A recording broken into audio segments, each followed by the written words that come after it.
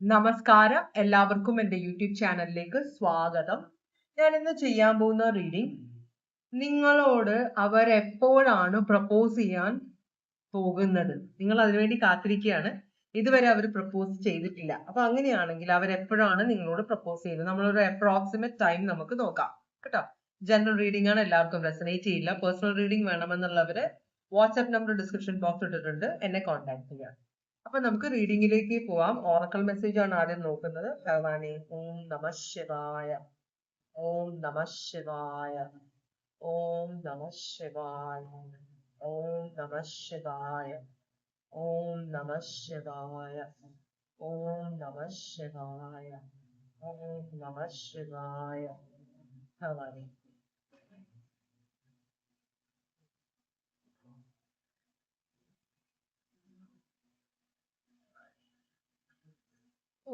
Okay, അതങ്ങനെ തന്നെ മറിഞ്ഞു. അപ്പൊ ഞാനതങ്ങ് എടുക്കുകയാണ്. നിങ്ങളൊരു വഴിത്തിരിവിലാണെന്ന് പറയുന്നുണ്ട് ഈ ബന്ധത്തിനെ കുറിച്ചാണ്. അപ്പൊ നിങ്ങൾക്കൊരു തീരുമാനം എടുക്കാൻ പറ്റുന്നില്ല. കാരണം ഈ വ്യക്തി നിങ്ങൾക്ക് വിവാഹം കഴിക്കണം എന്നുണ്ട്, ഈ വ്യക്തിക്കും നിങ്ങളെ വിവാഹം കഴിക്കണമെന്ന് നിങ്ങൾക്ക് ഉറപ്പുണ്ട്. പക്ഷെ എപ്പോഴാണ്, അതാണ് ഒരു സംശയം. അപ്പൊ നിങ്ങളോട് പറയുന്നത് നിങ്ങൾക്കൊരു തീരുമാനം എടുക്കാം. കാരണം ഈ വ്യക്തി ഒരു കാര്യത്തിന് വേണ്ടി കാത്തിരിക്കുകയാണെങ്കിൽ, നിങ്ങൾ ഏജ് ഓവർ ആവുകയാണെങ്കിൽ, അല്ലെങ്കിൽ നിങ്ങൾക്ക് അതുവരെ ഇരിക്കാനുള്ള ക്ഷമയില്ലെങ്കിൽ, നിങ്ങൾ ദൈവത്തിനോട് പ്രാർത്ഥിച്ചിട്ട് ഒരു തീരുമാനം നിങ്ങൾക്ക് എടുക്കാം എന്നിവിടെ പറയുന്നുണ്ട്. ഒരു വഴിത്തിരിവാണ് നിങ്ങളുടെ ഈ ബന്ധം എന്ന് പറയുന്നുണ്ട്. നിങ്ങൾക്ക് ഉള്ളിൽ പേടിയുണ്ട്, നാളെ ഒരിക്കൽ ഈ വ്യക്തി വിവാഹം കഴിച്ചില്ലെങ്കിൽ ഞാൻ ഈ കാത്തിരിക്കുന്നത് വെറുതെ ആകും എന്നൊരു ചിന്തയുണ്ടെങ്കിൽ, അങ്ങനെയുള്ള ആകുലതകളൊക്കെ മാറാൻ വേണ്ടി നിങ്ങൾ ദൈവത്തിനോട് പ്രാർത്ഥിക്കണം എന്ന് പറയുന്നുണ്ട്. ധൈര്യത്തിന് വേണ്ടി രുദ്രമന്ത്രം ജപിക്കണമെന്ന് പറയുന്നുണ്ട്. ഓം നമോ ഭഗവതേ രുദ്രായ. മറ്റേ രുദ്രാക്ഷം വെച്ചിട്ട് 108 പ്രാവശ്യം ഒരു ദിവസം ജപിക്കണം. കുണ്ടലിനി യോഗ ചെയ്യണം എന്ന് പറയുന്നുണ്ട്. ക്ഷമയില്ലായ്മ, ദേഷ്യം വരിക, വിശ്വാസമില്ലായ്മ, ഇതൊക്കെ നമ്മളുടെ കുണ്ടലിനിയുടെ പ്രശ്നമാണെന്നാണ് പറയുന്നത്. ഓക്കെ, അതുകൊണ്ടാണ് കുണ്ടലിനി യോഗ ചെയ്യണം, ക്ലെൻസ് ചെയ്യാൻ വേണ്ടിയിട്ട്. പിന്നെ ഉള്ളത് ഡിവൈൻ ടൈമിങ്. നിങ്ങളുടെ ജീവിതത്തിൽ നിങ്ങൾ നടക്കില്ല എന്ന് വിചാരിച്ച കുറെ കാര്യങ്ങൾ ഇനി നടക്കാൻ തുടങ്ങും. അപ്പൊ നിങ്ങളുടെ ജീവിതത്തിൽ ഡിവൈൻ ടൈമിങ് വന്നു കഴിഞ്ഞു എന്ന് പറയുന്നുണ്ട്. ചിലരുടെ ജീവിതത്തിൽ ചിലരോട് പറയുന്നത് വളരെ ടോക്സിക് ആയ ഒരു അവസ്ഥയാണിത്. അപ്പൊ ഇത് ഡീടോക്സ് ചെയ്യണമെന്ന് പറയുന്നുണ്ട്. പിന്നെ എന്ത് പ്രതിബന്ധങ്ങളെയും നമ്മൾ മറികടക്കാനുള്ള ഒരു ആത്മധൈര്യം നിങ്ങൾ കണ്ടെത്തണമെന്ന് പറയുന്നുണ്ട്. പിന്നെ കാര്യങ്ങൾക്ക് ഡിലേ വരുന്നത് ചിലരോട്, പലരുടെ ഇതായിരിക്കും ഡിലേ വരുന്നത്, അത് നടക്കാനുള്ള സമയം ആകാത്തത് കൊണ്ടാണെന്ന് പറയുന്നുണ്ട്. പിന്നെ എടുത്തു ചാടും, ഒന്നിലേക്കും കേറരുതെന്ന് പറയുന്നുണ്ട്. ഇപ്പൊ നിങ്ങൾ ഒരാൾക്ക് വേണ്ടി വെയിറ്റ് ചെയ്യാണ്, അതിനിടയിൽ വേറൊരാൾ കേറി വന്നു, പക്ഷെ അങ്ങോട്ട് മറുകണ്ഠം ചാടരുതെന്നാണ് പറയുന്നത്. നിങ്ങളൊന്ന് ക്ഷമയോടെ വെയിറ്റ് ചെയ്യാനാണ് ഭഗവാൻ പറയുന്നത് കേട്ടോ. അപ്പോ ചിലപ്പോ നമ്മളിങ്ങനെ ഒരാൾക്ക് വേണ്ടി വെയിറ്റ് ചെയ്യുമ്പോൾ അവരുടെ ഫ്രണ്ട്സ് ഒക്കെ നമ്മളെ ട്രൈ ചെയ്യാനുള്ള ഒരു ചാൻസ് ഉണ്ട്. അപ്പൊ അവര് നമ്മളോട് പറയും ഇങ്ങനെയാണ് അങ്ങനെയാണ്, നമ്മളുടെ ഉള്ളിൽ ചീത്ത വിചാരങ്ങൾ എന്ന് വെച്ചാല് നമ്മൾ സ്നേഹിക്കുന്ന ആള് കൊള്ളില്ല, സ്വഭാവം കൊള്ളില്ല, വേറെ ആരോടൊക്കെയോ വാക്ക് പറഞ്ഞിട്ടുണ്ട്, എങ്ങനെയാണ് ഇവരുടെ സ്വഭാവം എന്നൊക്കെ പറഞ്ഞ് നമ്മളെ മനസ്സ് മാറ്റാനൊക്കെ നോക്കും. അതിനകത്ത് വീഴരുത് കേട്ടോ. വെയിറ്റ് ചെയ്യാനാണ് ഭഗവാൻ പറയുന്നത്. എന്താണ് നിങ്ങൾ സ്നേഹിക്കുന്ന ആളുടെ ഇപ്പോഴത്തെ എനർജി നമുക്ക് ആദ്യം നോക്കാം. ഭഗവാനെ, നിങ്ങൾ സ്നേഹിക്കുന്ന ആളുടെ ഇപ്പോഴത്തെ എനർജി എന്താണ്? ഭഗവാനെ, നിങ്ങൾ സ്നേഹിക്കുന്ന ആളുടെ ഇപ്പോഴത്തെ എനർജി എന്താണ്? ഭഗവാനെ, കുഴപ്പമില്ലാത്ത എനർജി ആയിട്ടാണ് ഇവിടെ തോന്നുന്നത്. ടോക്സിസിറ്റി നമ്മൾ പറയുമ്പോൾ അവര് ടോക്സിക് ആവണമെന്നില്ല, നമ്മൾ ടോക്സിക് ആവാം കേട്ടോ. അപ്പോ അവരുടെ എനർജി എന്ന് പറഞ്ഞു കഴിഞ്ഞാൽ അവരിപ്പോ കുറച്ച് സ്ട്രഗിൾ ചെയ്യുന്നുണ്ടെന്നാണ് പറഞ്ഞത്. വളരെ എന്ന് വെച്ചാൽ സ്ട്രഗിൾ ആണ്. അതുമല്ല ഇത് ചിലപ്പോ ഈ എന്ന് വെച്ചാൽ നമ്മള് ഒരു വിവാഹം എന്ന് പറഞ്ഞാൽ വളരെ സില്ലി ആയിട്ടുള്ള ഒരു കാര്യമല്ല. ചിലരെ ഇന്ന് പോയി നാളെ കണ്ടു, മനസ്സിലായോ, മറ്റന്നാൾ വിവാഹം കഴിക്കുന്ന ആളുകളുണ്ട്. പക്ഷെ വിവാഹത്തിന് സീരിയസ് ആയിട്ട്, ജീവിതത്തിന് സീരിയസ് ആയി കാണുന്നവർ ഒരു വിവാഹത്തിലേക്ക് എടുത്തു ചാടില്ല. അവരെ എല്ലാ കാര്യങ്ങളും നോക്കിയിട്ടേ ചാടുകയുള്ളൂ. അത് നിങ്ങളോട് ഇഷ്ടമില്ലാത്തത് കൊണ്ടല്ല. അവർക്ക് വേറെ ഉത്തരവാദിത്തങ്ങൾ ഉണ്ടാവും, വീട്ടിൽ ഉത്തരവാദിത്തം ഉണ്ടാവും, സാലറിയുടെ പ്രശ്നം ഉണ്ടാവും, പുതിയ ജോലി കിട്ടാനുള്ള വെയിറ്റിംഗിലായിരിക്കാം, നല്ല വീട് വെക്കണം, കുറെ പ്ലാനിങ് ഉള്ള ആളുകളായിരിക്കും. അപ്പൊ ഈ വ്യക്തി പെട്ടെന്ന് വിവാഹത്തിന്റെ കാര്യം വന്നത് കൊണ്ട് എന്ത് ചെയ്യണം അതെന്നറിയാതെ അന്തം വിട്ട് നിൽക്കുകയാണെന്നാണ് പറയുന്നത് നിങ്ങളുടെ വ്യക്തി. അപ്പോ സ്ട്രഗിൾ ചെയ്യുന്നുണ്ട് കുറെ. നിങ്ങളോട് പറയുമ്പോൾ നിങ്ങൾ മനസ്സിലാക്കുന്നില്ല അതിന്റെ സ്ട്രഗിൾ ഒരു സൈഡില്. അപ്പൊ അതുകൊണ്ട് തന്നെ ഈ വ്യക്തി ഒരു എന്താ പറയാ എന്ത് ചെയ്യണം എന്നറിയാതെ അന്തം വിട്ട് നിൽക്കുകയാണെന്നാണ് പറയുന്നത്. ഏരീസ്, ലിയോ, സാജിറ്റേറിയസ് ആണ്. അവർ ഭയങ്കര ആക്റ്റീവായ ആളുകളാണ്. പക്ഷെ ചില സമയത്ത് ഷാഠ്യമുണ്ട്, മോട്ടിവേഷൻ, സെൽഫ് മോട്ടിവേറ്റഡ് ആണ്. അവർ ഒരു കാര്യത്തിന്റെ പുറകെ നിന്ന് കഴിഞ്ഞാൽ അത് നേടിയെടുക്കുന്ന സ്വഭാവമാണ്. പക്ഷേ കൂടെ നിൽക്കുന്ന ആള് ഭയങ്കര ഇറിറ്റേറ്റഡ് ആവുകയോ അവരുടെ വിശ്വാസമില്ലായ്മയൊക്കെ കാണിക്കുമ്പോൾ പിന്നെ അവർക്ക് മനസ്സ് മടുക്കും. അപ്പൊ അങ്ങനത്തെ ഒരു ടെൻഷനിലാണ് ഈ വ്യക്തി എന്നാണ് പറയുന്നത്. ഓക്കെ, അങ്ങനെയാണെങ്കിൽ എന്തിനാണ് ഇവര് വെയിറ്റ് ചെയ്യുന്നത്? ഇവരെന്തോ ഒരു കാര്യത്തിന് വെയിറ്റ് ചെയ്യാണ്. മനസ്സിലായി? എന്തോ ഒരു കാര്യത്തിനാണ് ഇവര് വെയിറ്റ് ചെയ്യുന്നത്.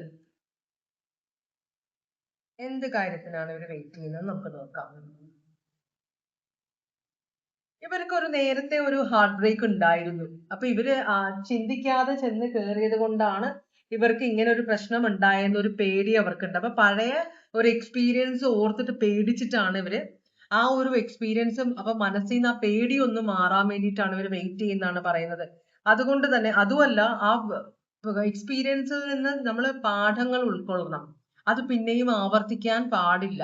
അപ്പൊ ഈ വ്യക്തി ഇത് ഷുവർ ആവണം, വ്യക്തിക്ക് നിങ്ങളാണ് ഈ വ്യക്തി വിവാഹം കഴിക്കേണ്ട ആളെന്ന് ആഗ്രഹിക്കുന്നുണ്ട്. എല്ലാം ഒത്തു വരണം. അപ്പൊ ആ ഒരു സമയത്തിന് വേണ്ടിയിട്ടാണ് ഈ വ്യക്തി നിൽക്കുന്നതെന്നാണ് പറയുന്നത്. അതുപോലെ തന്നെ ഇവിടെ നിങ്ങളുടെ സൈഡിൽ നിന്ന് നോക്കും എന്ന് വെച്ചാൽ നമ്മൾ ഒരാളെ സ്നേഹിക്കുമ്പോൾ അവിടെ വിശ്വാസമാണ് ഏറ്റവും ഇമ്പോർട്ടന്റ്. നമ്മൾ പറയുന്നത് ആള് വിശ്വസിക്കുക, അതാണ് ഏറ്റവും ഇമ്പോർട്ടന്റ്. പക്ഷെ നമ്മൾ മറ്റുള്ളവർ പറയുന്നത് കേട്ടിട്ട് നമ്മളെ വിശ്വസിക്കാതിരിക്കുക, നമ്മൾ പറയുന്ന കാര്യങ്ങൾ ചോദ്യം ചെയ്യുക, നാളെ നിങ്ങൾ ഇട്ടിട്ട് പോയാലോ എന്നുള്ള ചോദ്യങ്ങളൊക്കെ വരുമ്പോൾ നമ്മൾ ആത്മാർത്ഥമായിട്ട് സ്നേഹിക്കുന്ന ഒരാള് നമ്മളെ വിശ്വസിക്കാതിരിക്കുമ്പോൾ അതൊരു വലിയ തലവേദനയായിട്ട് നമുക്ക് മാറും. മനസ്സിലായി? കൂടെ ഉള്ളവരൊക്കെ ഫ്രണ്ട്സ് ഒക്കെ നിങ്ങളുടെ റിലേഷൻഷിപ്പിന് പാര വെക്കുന്നുണ്ട്. അപ്പൊ അവർ ഇതിന് പുറകില് പ്രവർത്തിക്കുന്നുണ്ട്. പലർക്കും നിങ്ങളെ നോട്ടമുണ്ട്. അപ്പൊ അവരൊക്കെ നിങ്ങളുടെ വ്യക്തിയോട് അല്ലെങ്കിൽ നിങ്ങളോട് ഈ വ്യക്തിയെ കുറിച്ച് അനാവശ്യം പറയുന്നുണ്ട്. ഇങ്ങനെയാണ് അങ്ങനെയാണ്, ഇതിനു മുമ്പ് ഉണ്ടായിട്ടുണ്ട്. ശരിയായിരിക്കാം, ഈ വ്യക്തിക്ക് ഇതിനു മുമ്പ് ഒരു എക്സ്പീരിയൻസ് ഉണ്ടായിട്ടുണ്ട്, അത് വളരെ ബാഡ് എക്സ്പീരിയൻസ് ആണ്. പക്ഷെ അതില് ആരാണ് കുറ്റക്കാരെന്ന് നമ്മളല്ല തീരുമാനിക്കുന്നത്, ഇവർക്കറിയാം. എക്സ്പീരിയൻസിൽ കൂടെ പോയ ആൾക്കാണ് അറിയാൻ പറ്റുന്നത് എന്താണ് നടന്നതെന്ന്, അല്ലെ? അപ്പൊ ചിലര് നടക്കുന്ന കാര്യങ്ങൾ എല്ലാവരോടും പറയാത്ത ആളുകളായിരിക്കും. പ്രത്യേകിച്ച് ഈ വ്യക്തി അങ്ങനെ എല്ലാ പേഴ്സണൽ കാര്യങ്ങളും മറ്റുള്ളവരോട് ഡിസ്കസ് ചെയ്യില്ല. എത്ര ഫാമിലിയോട് പോലും ചിലപ്പോൾ പറയില്ലായിരിക്കും, ഫ്രണ്ട്സിനോട് ഒട്ടും പറയില്ലായിരിക്കും. ചിലപ്പോൾ ഒരു ഫ്രണ്ടിനോട് വല്ലതും പറഞ്ഞാലായി, അത്രേ ഉള്ളൂ. അല്ലാതെ എല്ലാ ഫ്രണ്ട്സിനോടും ഒന്നും പറയണമെന്നില്ല. അപ്പൊ ചിലരുടെയൊക്കെ സ്വഭാവം എന്ന് വെച്ചാല് പാര വെക്കുക എന്ന് പറഞ്ഞ സ്വഭാവമുള്ള ആളുകളുണ്ട്. എത്ര ക്ലോസ് ഫ്രണ്ട് ആണെന്ന് നമ്മളോട് പറഞ്ഞാലും അവർ ചിലര് അസൂയപ്പെട്ടിട്ട് പാര വെക്കും. അങ്ങനെയുള്ള ആളുകളുണ്ട്. അപ്പൊ നിങ്ങളെ നോട്ടമുള്ള ആൾക്കാരുണ്ടാവും, നിങ്ങളുടെ വ്യക്തിയെ നോട്ടമുള്ള ആൾക്കാരുണ്ടാവും. അവരെല്ലാം ഇതിന് പുറകിൽ പ്രവർത്തിക്കുന്നുണ്ട്. അപ്പൊ നിങ്ങളോട് ഈ വ്യക്തി എന്തുകൊണ്ടാണെന്ന് വെച്ചാൽ ഇതിലൊരു വിശ്വാസമില്ലായ്മ, നിങ്ങൾക്കൊരു വിശ്വാസമില്ലായ്മ ഉണ്ട് നിങ്ങളുടെ വ്യക്തിയോട്. അതുപോലെ തന്നെ ഈ വ്യക്തി പറയുന്നതിനുപരിയായിട്ട് നിങ്ങൾ ഇവരുടെ ഫ്രണ്ട്സിനോട് വിളിച്ച് ചോദിക്കുന്നു. ഇപ്പൊ ഈ വ്യക്തി പറയാണ് ഞാൻ ഓഫീസിലാണെന്ന് പറയുമ്പോൾ നിങ്ങൾക്ക് വിശ്വാസമില്ലാതെ നിങ്ങൾ ഓഫീസിലെ ആളെ വിളിച്ചു ചോദിക്കുന്നു, ഈ വ്യക്തിയുടെ ഫ്രണ്ട്സിനെ വിളിച്ച് ചോദിക്കുന്നു. മനസ്സിലായോ? അങ്ങനെയൊക്കെ. അപ്പൊ ഈ വ്യക്തി അറിയുന്നുണ്ട്, നിങ്ങൾക്കറിയില്ല. നിങ്ങളുടെ വ്യക്തിയോട് പറയുന്നുണ്ട് ഇങ്ങനെ ഇന്ന ആള് വിളിച്ച് അന്വേഷിച്ചിട്ടുണ്ടായിരുന്നു എന്ന്. അത് വ്യക്തിക്ക് ഒരു നാണക്കേടാണ്. അപ്പൊ ആ ഒരു പ്രശ്നങ്ങളെല്ലാം കൊണ്ടിട്ടാണ് ഈ വ്യക്തി വെയിറ്റ് ചെയ്യുന്നത്. കാരണം നിങ്ങൾ എന്തുകൊണ്ടാണ് ഇങ്ങനെ പ്രവർത്തിക്കുന്നത്, നിങ്ങൾ ഈ റിലേഷൻഷിപ്പിൽ സീരിയസ് ആണോ എന്ന് ഈ വ്യക്തിക്ക് തീരുമാനമായിട്ടില്ല. വ്യക്തി സീരിയസ് ആണ്, പക്ഷെ നിങ്ങൾ ഇതിനകത്ത് സീരിയസ് ആണോ? നാളെ ഒരിക്കൽ നിങ്ങൾ ഈ വ്യക്തി എന്തെങ്കിലും ആരെങ്കിലും പറഞ്ഞാൽ എടുത്ത് പെരുമാറി നിങ്ങൾ അവര് പറയുന്നത് അനുസരിച്ച് പെരുമാറി നിങ്ങൾ ഒരു ഡിവോഴ്സിൽ പോവുകയോ അല്ലെങ്കിൽ ഈ വ്യക്തി ഉപേക്ഷിച്ച് പോവുകയോ ചെയ്തു കഴിഞ്ഞാൽ ഇത്രയും സ്നേഹിച്ചതും ഇത്രയും ടൈം സ്പെൻഡ് ചെയ്തതും ഇത്രയും എഫേർട്ട് എടുത്തതും വേസ്റ്റ് ആവില്ലേ എന്നാണ് ഈ വ്യക്തി ചിന്തിക്കുന്നത്. അപ്പൊ നിങ്ങളുടെ വ്യക്തി എന്ന് പറഞ്ഞാൽ തമാശയ്ക്ക് റിലേഷൻഷിപ്പിൽ കയറുന്ന ഒരാളല്ല, തമാശയ്ക്ക് വിവാഹം കഴിക്കുന്ന ആളല്ല, തമാശയ്ക്കല്ല ഈ വ്യക്തി ഒന്നും ചെയ്യുന്നത്. എല്ലാം വളരെ സീരിയസ് ആയിട്ട് കാണും, കാര്യങ്ങളെ വളരെ സീരിയസ് ആയിട്ട് കാണുന്ന ഒരാളാണ്. അപ്പൊ അതാണ് ഇവിടെ കാണിക്കുന്നത്. ഇവിടെ ക്യാൻസർ സോഡിയാക് സൈൻ ആണ്. അതുമല്ല ഈ വ്യക്തി ഭയങ്കര ഇമോഷണൽ ആണ്. മനസ്സിലായോ? അപ്പൊ നിങ്ങളുടെ ഈ കാര്യം കൊണ്ട് ഇമോഷണൽ, അതാണ് സ്ട്രഗിൾ എന്ന് പറയുന്നത്. ഭയങ്കര സ്ട്രഗിളിലാണ്. അപ്പൊ നിങ്ങളുടെ വിശ്വാസമില്ലായ്മ, നിങ്ങൾ ഈ വ്യക്തിയെ ആവശ്യമില്ലാത്ത ചോദ്യം ചെയ്യല്, വിളിച്ച് അന്വേഷിക്കല്, സ്പൈ ചെയ്യല്, ഈ വ്യക്തിയുടെ മൊബൈൽ ചെക്ക് ചെയ്യല്, ഇതൊക്കെ നിങ്ങൾ ചെയ്യുന്നുണ്ട്. ഇതൊക്കെ കൊണ്ട് ഈ വ്യക്തിക്ക് ഭയങ്കര ബുദ്ധിമുട്ടുണ്ട്. അപ്പൊ ഇപ്പൊ ഇങ്ങനെയാണെങ്കിൽ വിവാഹശേഷം എന്തായിരിക്കും എന്നാണ് ഈ വ്യക്തി ചിന്തിക്കുന്നത്. അതാണ് ഈ വ്യക്തിക്ക് പണി കൊടുക്കുന്നത് കേട്ടോ. അതുകൊണ്ടാണ് ഈ വ്യക്തി നിങ്ങളോട് പ്രപ്പോസ് ചെയ്യാത്തത് ഇതുവരെ. ആഗ്രഹിക്കുന്നുണ്ട്, നിങ്ങളെ സ്നേഹിക്കുന്നുണ്ട്, എല്ലാം ഉണ്ട്. പക്ഷെ നിങ്ങളുടെ ഈ പെരുമാറ്റം ഈ വ്യക്തിക്ക് ഭയങ്കര തലവേദന ഉണ്ടാക്കുന്നുണ്ട്. നിങ്ങളോട് 2026 ഈ വർഷം നിങ്ങളോട് ഈ വ്യക്തി പ്രപ്പോസ് ചെയ്യുമോ എന്നാണ് നമ്മൾ നോക്കാൻ പോകുന്നത്. അപ്പൊ നിങ്ങളുടെ സ്വഭാവം കുറച്ച് മാറ്റാനുണ്ട് ഇവിടെ. ഒരാളെ നമ്മള് ഒരു പണി കൊടുക്കുന്നതിന് ഒരു പരിധി ഉണ്ടല്ലോ, അതാണ്. നിങ്ങൾ 2026 വ്യക്തി നിങ്ങളോട് പ്രപ്പോസ് ചെയ്യുമെന്ന് ചോദിക്കുമ്പോൾ ഇവിടെ 2 കാർഡുകളാണ് വന്നിരിക്കുന്നത്. ഇത് king of cups reverse. King of cups എന്ന് പറഞ്ഞാൽ വളരെ പ്രൊട്ടക്റ്റീവും കെയറിങ്ങുമായിട്ടുള്ള ഒരു വാട്ടർ സൈൻ ആണ്. പക്ഷെ ഇവിടെ അത് റിവേഴ്സ് ആയിട്ടാണ് വന്നത്. റിവേഴ്സ് എന്ന് പറഞ്ഞാൽ ഈ വ്യക്തി നിങ്ങളെ പ്രപ്പോസ് ചെയ്യാനുള്ള ധൈര്യമില്ല, മനസ്സിൽ തീരുമാനമെടുക്കാൻ പറ്റുന്നില്ല. മനസ്സിലായോ?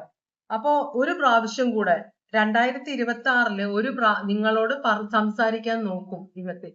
ഇങ്ങനെയുള്ളവര് ഒരിക്കലും നമ്മളോട് ദേഷ്യം കാണിക്കുകയോ നമ്മളോട് പൊട്ടിത്തെറിക്കുകയോ ചെയ്യില്ല. ഇവരെല്ലാം മനസ്സിൽ ഒതുക്കും. അത് കൺട്രോൾ വിട്ട് പുറത്തേക്ക് പോകുമ്പോഴാണ് അവര് നമ്മളോട് പൊട്ടിത്തെറിക്കുന്നത്. അതിലേക്ക് ഈ വ്യക്തി എത്തിക്കൊണ്ടിരിക്കുകയാണ്. അപ്പോ നിങ്ങളോട് ഒന്ന് സംസാരിക്കാൻ ഈ വ്യക്തി ആഗ്രഹിക്കുന്നുണ്ട്. സീരിയസ് ആയിട്ട് ഒരു ലാസ്റ്റ് ടൈം നിങ്ങളോട് സംസാരിക്കാൻ ആഗ്രഹിക്കുന്നുണ്ട്.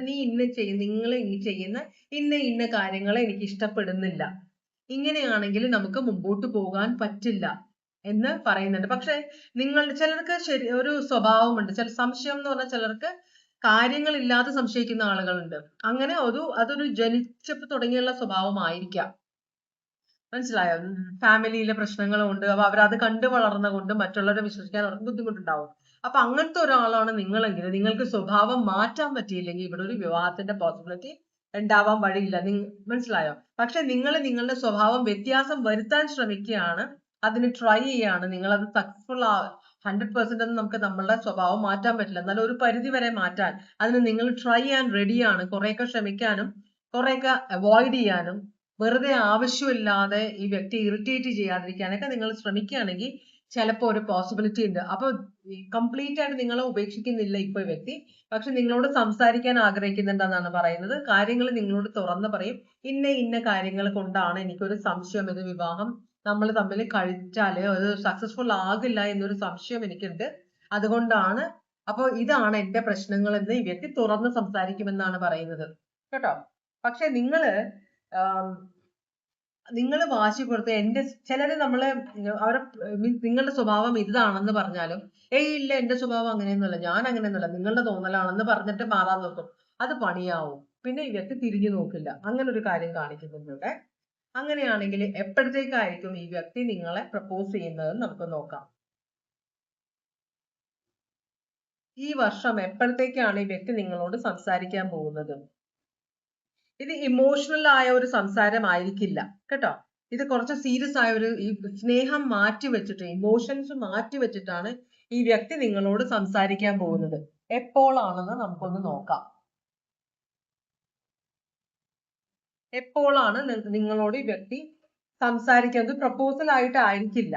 ഈ വ്യക്തി പ്രപ്പോസ് ചെയ്യണമെങ്കിൽ ഇങ്ങനെ കാര്യങ്ങളുണ്ട് എന്ന് പറഞ്ഞിട്ടായിരിക്കും. അപ്പൊ ഈ സംസാരം വരാൻ പോകുന്നത് വളരെ അൺഇമോഷണൽ ആയിട്ടുള്ള, ഒട്ടും ഇമോഷണൽ ആയിട്ടായിരിക്കില്ല.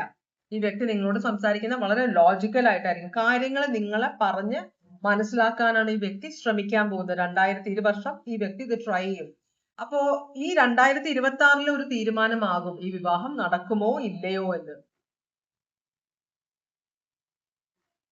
ഇത് വ്യക്തിയുടെ പ്രശ്നമല്ല എന്നാണ് ഇവിടെ കാണിക്കുന്നത്, നിങ്ങളുടെ എന്തോ പ്രശ്നമാണെന്നാണ് കാണിക്കുന്നത്. ഓക്കെ,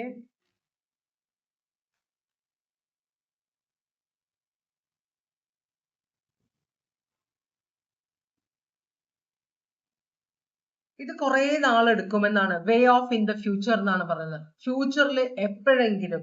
അപ്പം ചിലപ്പോ ഇവിടെ നിങ്ങൾ സക്സസ്ഫുൾ ആകുകയാണ്.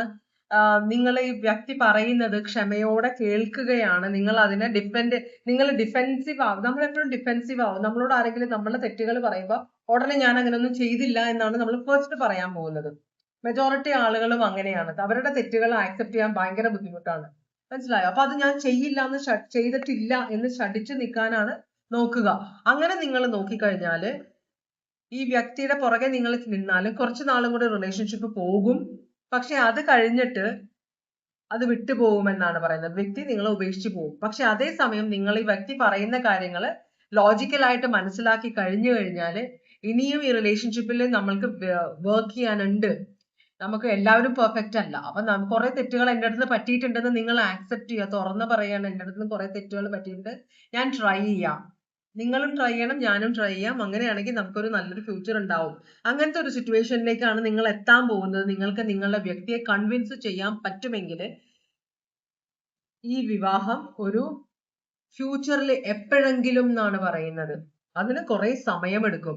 അപ്പൊ ഫ്യൂച്ചറിൽ എപ്പോഴെങ്കിലും എന്ന് പറയുമ്പോഴത്തേക്കും കുറച്ച് വർഷങ്ങൾക്ക് ശേഷമായിരിക്കാം ഈ വിവാഹം നടക്കാൻ പോകുന്നത് കേട്ടോ. പെട്ടെന്നൊന്നും ഉണ്ടാവില്ല. അതാണ്. പക്ഷെ ഈ വർഷം ഈ വ്യക്തി നിങ്ങളോട് തുറന്ന് സംസാരിക്കുമെന്നാണ് പറയുന്നത് കേട്ടോ. അപ്പൊ ഇതാണ് ഇന്നത്തെ റീഡിംഗ്. ക്യാൻസർ സോഡിയാക് സൈൻ മാത്രമേ കുറച്ച് ദിവസമായിട്ട് ക്യാൻസർ സോഡിയാക് സൈൻ ആണ് ഇവിടെ കൂടുതൽ വരുന്നത്. ഇത് ഏപ്രിൽ മാസമല്ലേ. ഏപ്രിൽ മാസം എന്ന് പറയുമ്പം ഏരീസ് ടോറസ് ആണ് വരേണ്ടത്. പക്ഷെ ഇത് ക്യാൻസർ സോഡിയാക് സൈൻ ആണ്. അപ്പൊ ക്യാൻസർ സോഡിയാക് സൈൻ ആയിട്ടുള്ള ആരോ ഒരാൾ സ്ട്രോങ് ആയിട്ട് ഇവിടെ വന്ന് റീഡിംഗ് കാണുന്നുണ്ട്. അല്ലെങ്കിൽ ക്യാൻസർ സോഡിയാക് സൈനുമായിട്ട് റിലേഷൻഷിപ്പ് ഉള്ള ആരോ ഒരാൾ ഇവിടെ സ്ട്രോങ് ആയിട്ട് കാണുന്നുണ്ട് വീഡിയോ. എന്തായാലും ഇതുവരെ എന്റെ വീഡിയോ കണ്ടുകൊണ്ടിരുന്ന എല്ലാവർക്കും വളരെയധികം നന്ദി. എല്ലാവർക്കും ഭഗവാൻ സന്തോഷവും സമാധാനവും സംതൃപ്തിയും ആയുരാരോഗ്യ സൗഖ്യവും അനുഗ്രഹിച്ചു തരാൻ ഇടയാകട്ടെ എന്ന് ആശംസിക്കുന്നു. വീണ്ടും ഒരു റീഡിംഗുമായിട്ട് വരാം. എല്ലാവരും സേഫ് ആയിട്ടിരിക്കുക. Take care. Bye bye.